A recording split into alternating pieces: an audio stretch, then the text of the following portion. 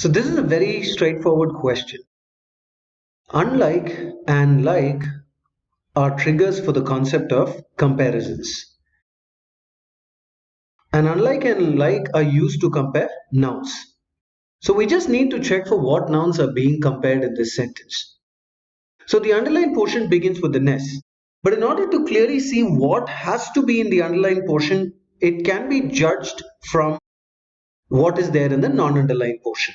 So what we can see in the non-underlined portion is that the noun which is present after the comma is the radar ants.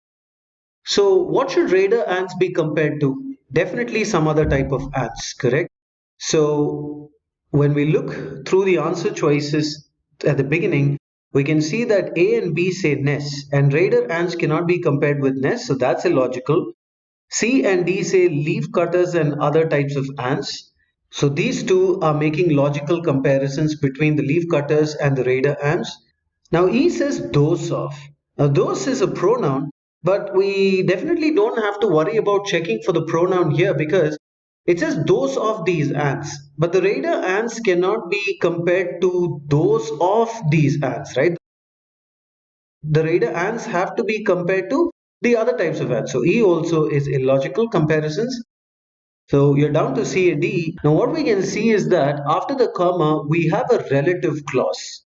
This is a relative pronoun and any clause that is attached to the relative pronoun whose nests are situated underground.